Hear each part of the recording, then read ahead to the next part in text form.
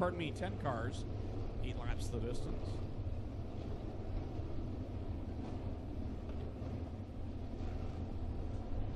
And the 11 of Jamie Turner, the Charlie B. Honey ride at a Geister Center added on to this one. It's a late addition. And now signed in, so 11 cars in this first qualifying heat. Jamie Turner still being real cautious out here this season. I know he was with the rough track conditions, and now I'm sure he figures everybody gets in the show, so no need to push it too hard.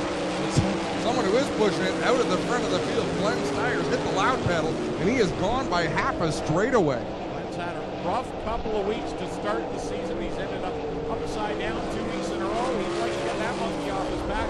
He's way over the front on lap 2. Great battle between Mac DeMan and the 17. And the 97 of Corey Turner, they're battling right now for about the 5th spot on the racetrack.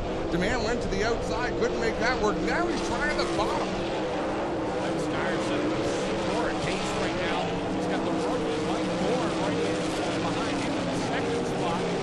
Jim Hooper running 3rd. Curtis Gartley with a solid 4th-place performance right now. Yeah, Curtis Gartley looking great so far in this qualifying heat as they take the halfway mark. Mac DeMan lost a bunch of ground, and he's going to have to hold off Chris Steele in the 80 machine. Steele is closing on the back end of that number 17. Everybody else further ahead is spread out just a little. As I say, that Corey Turner tries to pull a slide job on Curtis Gartley, and Gartley has to take evasive action. Glenn Styres coming this time by. We'll see 2 laps to go as he works well. And he's going to go high on Will McDonald. Now goes low. 2 laps to go for the Oswegan Flyers. Curtis Gartley from Tainsford lost 3 spots in the last lap. So unfortunate as Mike Farrell half spins down in turn 4. He's able to gather it up and carry on. White flag for Glenn Styres. Oswegan Flyer is faring a lot better than he did in weeks 1 and 2. Here he goes down the backstretch for the final time through 3 and 4, looking for his first heat race win of the season. Checkers out. Glenn Styres will pick up the win. 2nd at the line with a good solid run. Mike Thorne. 3rd will be Jim Hooper. 4th, Corey Turner. 5th, Mac DeMan. 6th, Chris Steele. 7th at the line will be Curtis Gartley. 8th will be Josh Jones. 9th will be Mike Farrell. 10th will be Jamie Turner. 11th, Paul McDonald. I'm very impressed with Mike Thorne in that heat and Curtis Gartley. Held their own in a very tough qualifying heat. I mean, with 20 cars here tonight, both heats are tough. When you look at the lineups in both of them, past champions, plenty of race winners in each. It's going to be a tough task to get the win here tonight. But the man everyone's chasing, he's in heat race number 2. He'll start on the outside of row number 2. On the pole for heat number 2, one of the attendants, and that's with a regional touring event close by. Good car count here tonight. Ransomville's a fun place, Greg, but it's no Oswegan Speedway.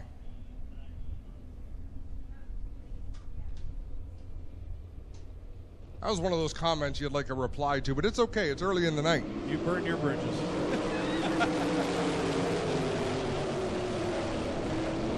Ryan Turner out in front of that 91. They're 3 wide for 2nd. Dylan Westbrook, Todd Hoddick. Hoddick kind of squeezed out just a little bit. He'll back out of that hole and then try to regroup after a tough opening lap. Well, this is the debut for Ryan Turner, and how impressive would it be if he could hold off Dylan Westbrook? That's his goal right now. He's out in front, but Westbrook charging fast. He's looking good right now. Westbrook trying to find bite, trying to find a groove where he can get a run at Ryan Turner, but Turner holding his own, doing a great job. Hoddick is back up into the 3rd spot. Tyler Hendricks trying to chase him down as well, looking to find a way around Sean Slider, who runs 4th. 3 laps on the board, 5 to go, with Turner holding down the lead over Dylan Westbrook. And it's Todd Hoddick is straightaway back in 3rd. Sean Slider, good run there in 4th. Tyler Hendricks in 5th. Dylan Westbrook, you can almost see him searching for grooves, looking for anything that might close him into the leader, Ryan Turner. He's found things that work, but then he'll hop the cushion and get into the loose stuff. Nothing quite yet. It might take an ugly slider to make the pass in this one, and here he goes. And here comes Turner back down to the inside. They'll go wheel to wheel down the backstretch and into 3. Turner on the bottom, Westbrook out top. And I must say, that was not an ugly slider. That was a very pretty slider. Westbrook right back to where he's been all season long. Out in front, Turner now back to the second spot. Third remains Todd Hoddick. Very impressed. Sean Slider with a good solid run up in fourth. One car up off the track in turn 4 as they take the white flag. That's John Burbridge Jr. in the 21. Ryan Turner might have developed a problem. He dropped fast after Dylan Westbrook got around. Checkers in the air for Dylan Westbrook. In qualifying heat number 2, he's going to take the win. Ryan Turner comes home second. Third going to go to Todd Hoddick. Fourth will be Sean Slider in the 22. Rounding out the top 5 is Tyler Hendricks in the 38. Then Connor Mahoney, Steve Lyons, and Dan Nanticoke. That's how they'll finish in the Corpac Sprint Cars qualifying heat number 2.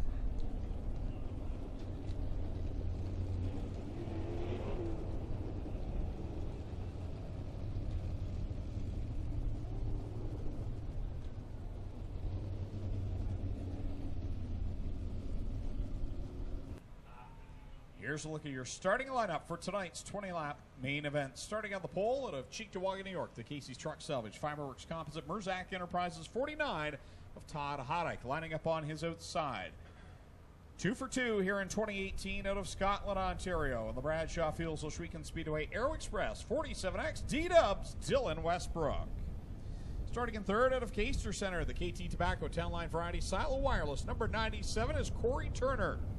And lining up on his outside in the fourth starting position out of Caledonia, Amherst Crane Rentals, car number 14H, the Red Rocket, Jim Hoopinen. Going off sixth out of Oshwegan, the Case IH Rochester. Going to bring this field to the green flag. Hoddick and Westbrook on the front row. Corey Turner, Mike Dorn, row number 2. Jim Hoopinen, Glenn Styres, row number 3. Kyle McKenzie, double greens in hand. We're ready to go. Feature time for Cool Kids Ice and Water Corpac Sprint Cars. And I'm told Charing Cross is near South Buxton. Thank you, Peter. Around the outside, Dylan Westbrook with that broken hand. He's on it fast and to the top of the board. He's won the first 2 races of the season. He's right back to the top. Couple of cars getting together. It was Chris Steele and Mac DeMann last lap in turn number 4. They got them gathered up, but that could have been a situation as we're still clean and green as they race down the front straightaway. Ryan Turner gets around Glenn Styres in the 0. Gets by him, now washes up the track, and Glenn Styres had to get on the brakes there. He was going to use the outside line. That opens the bottom for Chris Steele to make a move. Chris Steele making a move. So is Mac DeMann. DeMann to the outside of Chris Steele down the front straightaway as they race just behind Glenn Styres and the 91 of Ryan Turner. 2 weeks in a row, it's been these 2 out front, Dylan Westbrook and Corey Turner. Turner is just right there, but he can't quite beat D-Dubs. He's right running in second with a veteran behind him and Jim Hoopinen. Another driver moving through the field, the 9 of Steve Lyons, as John Burbridge Jr. peels off the racetrack down onto the infield. Whoa, close call for Corey Turner in the lap car of Scott Burke. They came awful close as Turner keeps it wound up on the outside line, hoping that Dylan Westbrook gets caught up in some of this lap traffic. Glenn Styres into the wall in corner number 3, and that will bring up the caution. Fairly uneventful spin for Styres. Looked like he just tried to catch the cushion there in turn number 3 and got up off the banking and went for that long slide into the white bales. You recall on opening night, that's where he had the flip. And things were a lot worse on that night. He should be able to continue on, I would imagine, in car number 0. Owner-promoter of Oshwegan Speedway. Dylan Westbrook comes into tonight 18 points up on Corey Turner. Mac DeMann's 3rd in points. Tyler Hendricks, very solid 4th in points. And Jim Hoopinen completing the top 5 coming into this evening. If you, in case you were watching the middle of the pack, you would have seen Chris Steele and Mac DeMann having a great battle. They are really dicing it up back there. Well, guys, no damage for Glenn Styres. He gets pushed off here, but doesn't look like the car is ready to fire on the front straightaway here. It should have fired by now, so no damage up into the hay bale, but doesn't look like the car has fired just yet. So we'll see if Glenn makes the right turn into the pits and heads for the work area. They're stopped in turn number 1 at the moment. The one thing that Dylan Westbrook, dominating the first 2 races and the start of this one, has done is overshadowed how good Corey Turner has been this year, who's been sporadic. He has never been totally consistent of running right at the front, but this year, man, he's come out of the box firing on all cylinders. He's right there hanging with Dylan, and he's got to be getting a little bit of frustration going because he's right there. He held him off for so many laps last week, and then Dylan gets back by him. But got to give a shout out to Corey Turner in the start he's had in 2018. He's done a great job. And how about Ryan Turner in the 91 running in the 5th spot? Remember, he kept Dylan Westbrook behind him for most of that qualifying heat, so he might still have some tricks up his sleeve behind the wheel of the 91. Guys, watch for Styres to head for the work area for 2 minutes here. No fire under the hood of the Zero. He's been sent to the pits. He'll have 2 minutes to work on it.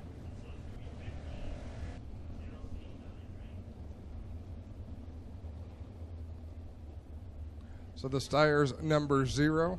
It's a nice thing about bright colored wings. You can sort of see where they go when they get into the pit. So he'll go back behind the building, make the hard left turn, and you can see those light bars from here on the front straightaway.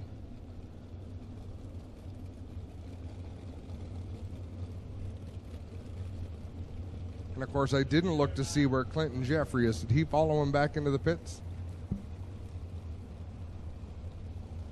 I'm sure he'll get Adam, I'm back here in the pits. Actually, the microphone working. They pulled it in, nosed it into the pit stall.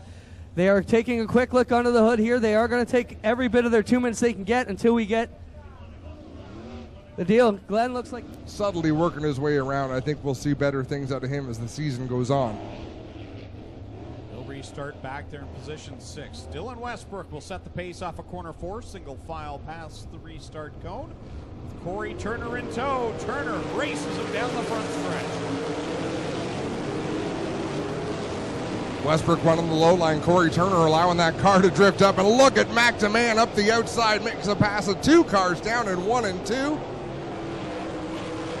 McDeman in that 17 is on a charge right now behind the Todd Hoddick 49. Just ahead of him, the 91 of Ryan Turner, who we just talked about. But McDeman is on the charge to the front. He's on a tear, and I'm impressed by Ryan Turner as well. He's worked his way into the top 4, and he's trying to track down his older brother, Corey, who's in a battle of his own with Jim Hoopanen, who's just slid by into second. Chris Steele in the 80 has made some passes as well. He got around Thorne, got around Todd Hoddick.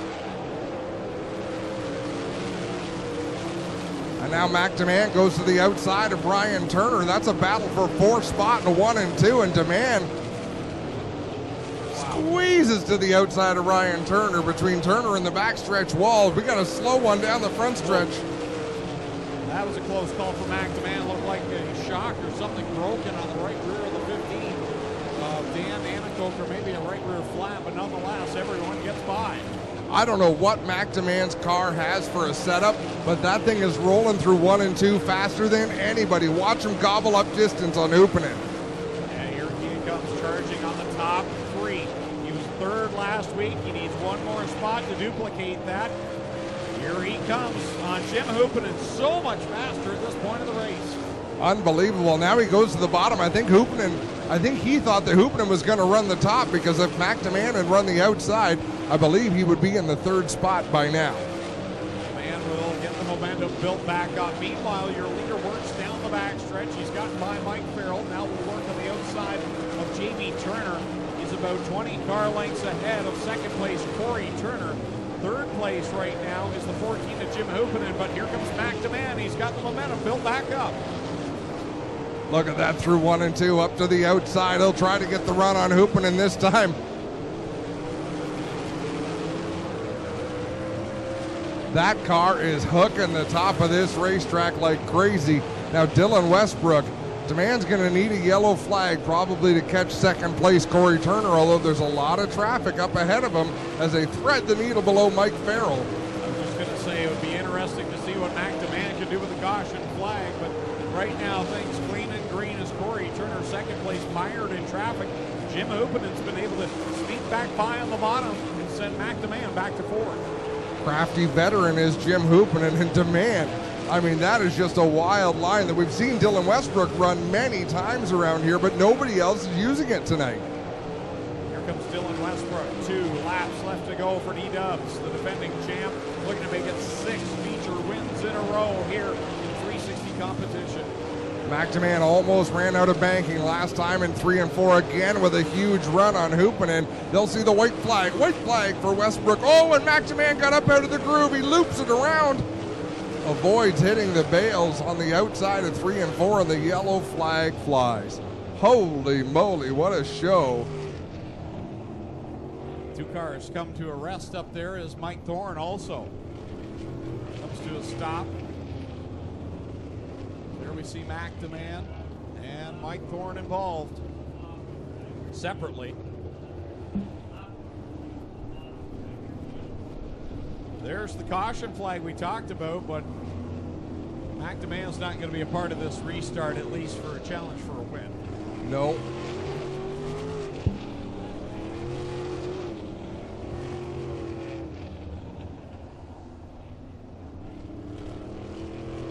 Dylan Westbrook was 1 lap away from completing the green to checkered win. Other than second place, it'd be a disappointment at this point. Yeah, for sure. So we'll see what Corey Turner can do here on this restart with Dylan Westbrook. Back to the green flag. Look who's up in 4th. Very quietly, Chris Steele into the 4th spot.